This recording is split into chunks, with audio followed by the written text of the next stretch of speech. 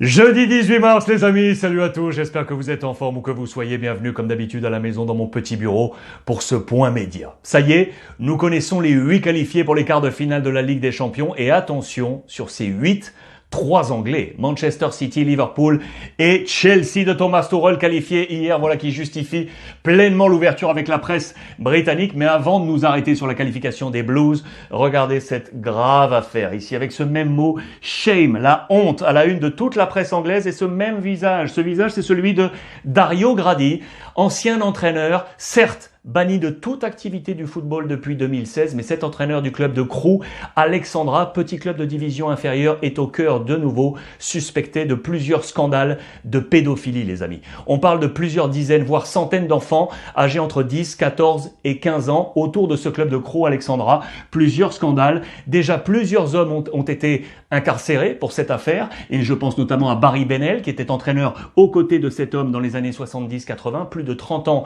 de réclusion pour Barry Bennell, mais lui, aujourd'hui, en liberté, est de nouveau suspecté. Plusieurs enquêtes indépendantes font état du fait qu'il aurait éventuellement caché plusieurs scandales, protégé plusieurs agresseurs. C'est une énorme affaire à suivre. La pression aujourd'hui est sur la FA, la fédération anglaise, pour savoir ce qu'elle va faire de ce dossier. Je vous conseille d'aller jeter un regard sur les différents sites de presse pour avoir un complément d'information. La fédération anglaise est sous pression. Le football anglais, nouvelle affaire de pédophilie, affaire à suivre. On revient au football avec donc la qualification des Blues de Chelsea. It's so easy for Blues. C'était tellement facile pour les Blues avec ce Z là pour easy parce que Ziyech a marqué avec Emerson. Victoire 2-0 face à l'Atlético Madrid. Match aller 1-0, je vous le rappelle, avec un but d'Olivier Giroud. Qualification pour les Blues. Seul club invaincu de cette Ligue des Champions avec le Bayern et Manchester City. 0 défaite. Lampard était là également. Depuis que Thomas Tuchel est arrivé, 0 défaite, toute compétition confondue, en 13 matchs. 0 sur 13. 2 buts seulement concédés, dont 1 contre son camp. C'est vous dire la réussite aujourd'hui de Thomas Tuchel. Dans les colonnes de l'équipe, très fort ces Blues, avec la meilleure note du match pour Ziyech, 7 sur 10, comme N'Golo Kanté, le français. Voilà qui va lui faire du bien également. Vous pouvez imaginer que du côté de la presse espagnole, AS marqua les funérailles à Londres avec cette même photo. Cela s'est très très mal passé pour la formation del Cholo Simeone. Pas du tout à la hauteur. Regardez les notes de nos confrères de Marca. Le maximum c'est 3 étoiles. On a quasiment partout des 0 pointés. Savic, le défenseur central, a été exclu à 1-0. Les affaires se sont ainsi compliquées. Et comme un symbole, c'est Luis Suarez qui a été sorti à la 59e minute par El Cholo Simeone. Il n'a pas du tout apprécié, remplacé par Correa. Bilan, Ligue des Champions pour Suarez, 0 but inscrit. C'est une première pour lui, pour Suarez.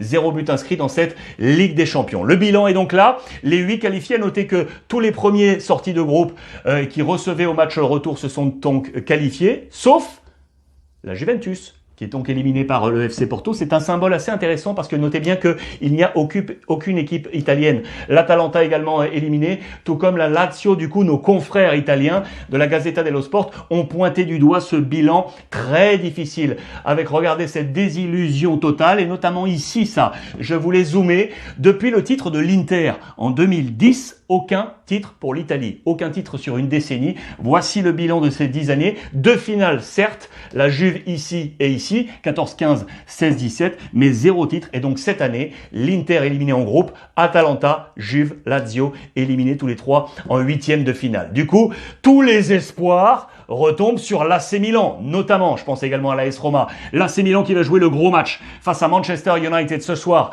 en Ligue Europa, 1 but partout au match aller. Donnarumma, caissier, et Zlatan Ibrahimovic. Il a forcé pour être là au retour le maximum. Il sera là dans les plans de Pioli. Ultra intéressant ce match ce soir. Information complémentaire en Serie A avec l'Inter, vous le savez, qui caracole en tête. Mais attention, ce sera sans Handanovic pour les prochains matchs, le gardien de l'Inter, touché par la Covid, il est positif. Autre information Serie A, elle concerne le Mercato et le Napoli, avec des cibles pour le prochain Mercato, notamment Junior Firpo du FC Barcelone, ou un petit Français, là, regardez, Jordan Verretou, que l'on salue de l'AS Roma, qui serait sur les tablettes du Napoli pour le prochain Mercato. On file maintenant en Espagne avec l'information principale, ça y est, c'est officiel depuis hier soir, le président Joan Laporta, nouveau président du Barça, Barça pour ramener l'illusion du côté de la Catalogne. Conférence de presse, présentation de son organigramme hier du côté du Camp Nou, en présence bien entendu de VIP, les VIP,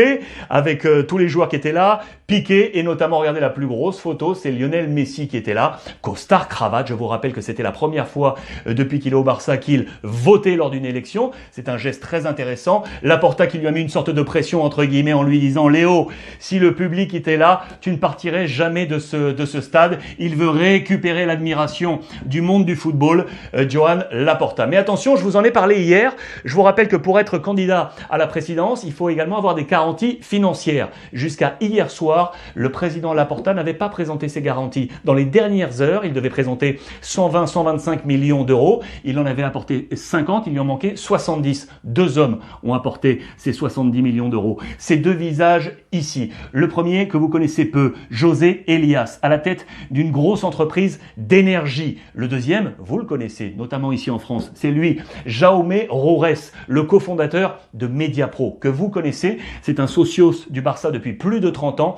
Il a décidé, avec Elias, de donner les 70 millions à Joan Laporta. Du coup, ces deux hommes ont introduit un homme chacun dans l'organigramme de direction de Joan Laporta. Vous pouvez imaginer que Jaume Roures va pouvoir également peut-être avoir la main, ou en tout cas avoir une voix forte auprès de la Ligue concernant les horaires. Vous pouvez l'imaginer, et notamment du Barça. Voilà, Laporta sauvé, entre guillemets, par ces deux hommes pour pouvoir ainsi présenter sa direction du Barça. C'est une grosse affaire et qui fera date, d'ailleurs, avec le visage de Roures et donc d'Elias pour la présidence de Joan Laporta. Je vous rappelle que Roures n'avait pas d'affiliation particulière avec Bartomeu et Rosell, c'est le moins que l'on puisse dire. Il en a avec Laporta et pas du tout également avec le Real Madrid. Voilà qui va marquer d'autant plus les distances, très certainement, entre les deux clubs. Côté Real Madrid, plusieurs informations, conférence de presse. Zinedine Zidane a loué les qualités de Vinicius. Voilà le Vinicius que je veux, mais en marge de tout ça, il y a deux affaires un peu plus négatives pour le Real Madrid. La première, bien évidemment, c'est la blessure d'Eden Hazard, et on se dispute entre la Belgique, la sélection belge de Martinez, et le Real Madrid. Le Real, vous le comprendrez très très bien, veut éviter la chirurgie, ce qui mettrait fin à la saison d'Eden Hazard. Pas d'opération pour le Real Madrid, alors que les Belges aimeraient voir son joueur se faire opérer. Il y a discorde, il y a une controverse autour de Eden Hazard. L'autre affaire négative, elle est ici, les amis. C'est Lucas Vazquez qui s'éloigne du Real Madrid. Il est en fin de contrat à l'été prochain, 29 ans. Je vous le rappelle, on n'arrive pas à trouver pour l'instant de prolongation. Et attention, parce que le Real Madrid aurait déjà un œil sur son possible remplaçant, un homme qui a été formé à Madrid, à la Castilla, sur lequel Madrid a encore des options pour éventuellement le faire revenir. C'est De Frutos, qui est actuellement du côté de Levante. Attention à cette grosse affaire, et si Lucas Vazquez, qui est pourtant un soldat premier de Zidane, venait à quitter le Real Madrid. Le Paris Saint-Germain hier s'est qualifié pour la Coupe de France, victoire 3-0 face à Lille. Sur le papier, ça semble sans appel, mais ça a été plus compliqué que prévu, et il a fallu encore un grand Keylor Navas pour sauver le Paris Saint-Germain, Sa Majesté Navas, parce qu'à 2-0, penalty pour Lille, penalty stoppé par Navas qui a ainsi évité de voir Lille relancer dans ce match. Ça nous annonce un match très intéressant, brûlant pour la course au titre là de champion en Ligue 1, parce que les deux formations vont se retrouver le 3 avril prochain. En attendant, il y a un gros PSG Lyon ce dimanche, et Icardi est incertain pour ce match. C'est l'information dévoilée par nos confrères de l'équipe. Paris, vous le voyez également dans les colonnes du Parisien aujourd'hui en France, grâce à Navas. Ok, Paris se rassure, mais ne règle pas tout. On parle bien évidemment de Keylor Navas de nouveau. On suivra attentivement également la prochaine liste de Didier Deschamps, où Théo Hernandez rêve de bleu et de rejoindre son frère Lucas du Bayern, le joueur de l'AC Milan, qui espère un petit coup de fil de Didier Deschamps. L'Olympique de Marseille, une information également dans les colonnes de l'équipe. Très bon entretien de Milik. Je veux qu'on se souvienne de moi à Marseille. Je vous l'ai dit également hier. Attention à la Juve qui a un œil sur Milik. Pour terminer cette édition, on va juste rappeler les 8 qualifiés de cette Ligue des Champions et vous rappeler que demain, c'est le tirage au sort pour connaître notamment l'adversaire du Paris Saint-Germain. Demain, tirage au sort des quarts de finale de la Ligue des Champions. Les amis, merci une nouvelle fois de votre fidélité. On échange via le hashtag Ruiz Club et comme tous les jours, n'oubliez pas, profitez des vôtres.